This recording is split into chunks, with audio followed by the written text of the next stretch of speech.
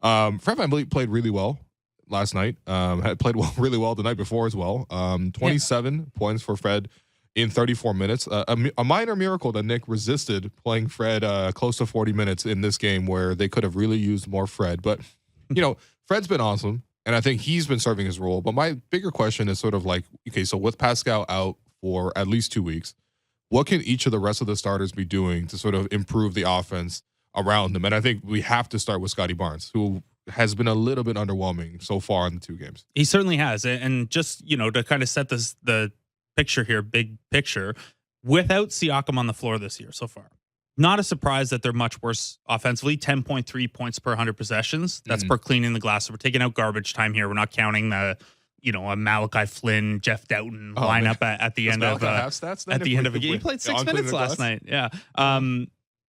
That is 11.2 points per 100 possessions in the half court. So it's even more pronounced in the half court. And because of Siakam's value defensively, and he's done a really good job on the defensive glass this year as well, the Raptors get out in transition 6% less, like 6 percentage points less often without Siakam as well. Right. So you're seeing this in kind of every area of the offense. Now, last year, Siakam missed a bunch of time. We saw what that looked like, right? Chris Boucher, OG Anunoby, Fred VanVleet, and to a lesser extent, Precious Achiuwa all saw their usage go up. Fred was the biggest one, but we saw OG go from like 19.5 usage to like 23.5 usage. The team, as you'd expect without their best player, the team's true shooting percentage dropped off without Siakam, but that is significantly bigger drop off so far this year. But you're right. I think Scotty Barnes is a big one. And the most curious stat, and again, tiny samples so far, but Scotty Barnes' usage is lower when Pascal's not on the floor so far this year.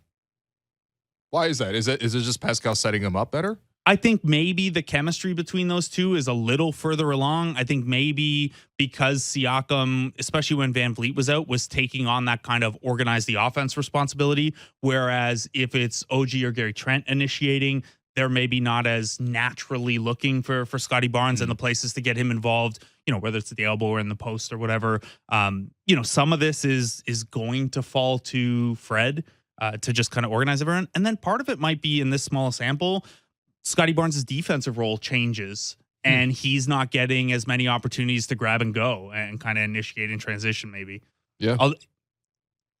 It doesn't help that he didn't have a very good defensive game yesterday. Yeah. Well, I mean, look, listen, I think the ankle, first off, yes. Any conversation with Scotty in the last week or so has to be centered around that ankle because he just doesn't look right. We see him physically holding it sometimes. It's clearly something that's bothering him, right? So I wouldn't expect Pat Williams to always be blowing by him or anything like that. That doesn't really make sense to me. But I think offensively, what's been interesting this season with Barnes is that to me, it feels like he's gotten better at complementing the other guys, right? Better at knowing where to cut. And he already had a pretty good sense of this as a rookie, but even getting even better in terms of where to cut when other guys are getting double teamed, when to sort of get in for a quick, duck in for a post up. He's hitting threes at a higher rate.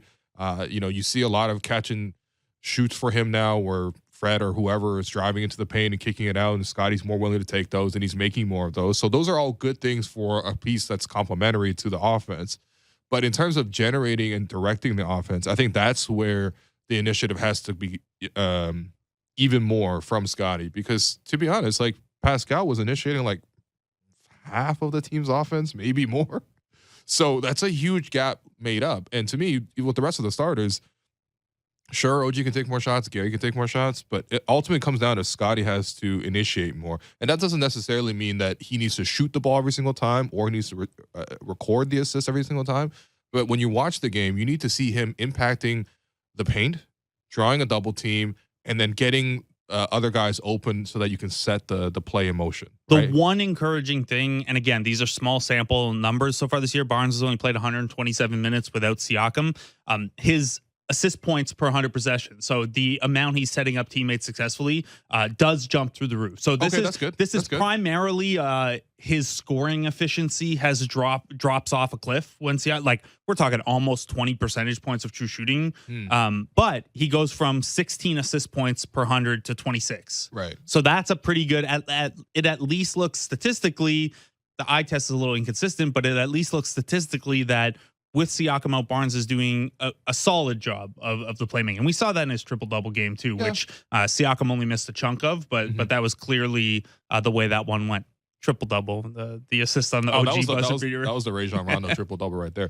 No, but still, I think for Scotty, like, what's been a little bit annoying to watch in terms of my expectations is sort of like I want to see him sort of create more, right? When it's sort of like he's pulling up for these mid-range jumpers off the dribble and stuff like that, to me that seems like it's lacking a little bit of creativity, right? I think when you're thinking about whether that's creativity from Scotty's own end or creativity from the coaching staff, because his biggest advantage is in the post. Like everyone's favorite play last night was him going at Alex Caruso, taking like 4 or 5 power dribbles, and then just deciding, screw this, I'm just gonna go in and dunk it. And it was an amazing dunk. And then he had another play right after that where he went at Caruso.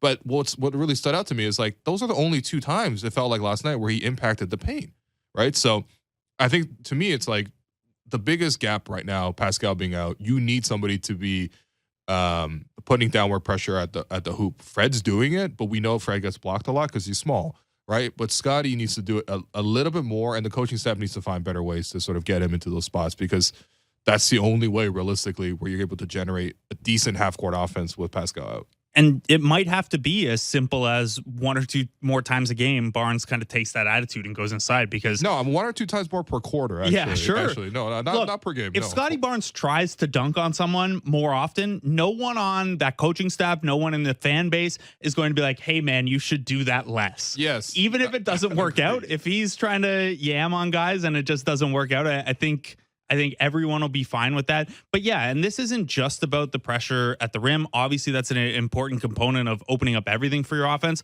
But without Pascal Siakam, this team like dramatically can't get to the free throw line also. Yeah. And that's a problem when everything comes so hard for your offense in the half court. You don't get like they're called free throws for a reason. I know they had 22 attempts last night, but for the most part, OG Anunoby, fewer free throw attempts when Siakam's not on the floor. Scotty Barnes, a little bit more, but barely any. So, like, we're talking less than... He's averaging less than 2 free throw attempts per game, playing 31 minutes a game. That's for a guy who can dunk it like that doesn't make sense. And he's stronger than everyone. Right. It's like maybe sometimes he gets... I think there was one call last night, he got the kind of the OG call of, well, you're just stronger than the guy defending you, and it looks like you mauled him. But the officiating wasn't great last night. Sure. A lot of shots of Eric Lewis on the broadcast. Yeah, welcome to the NBA. Yeah, fair enough.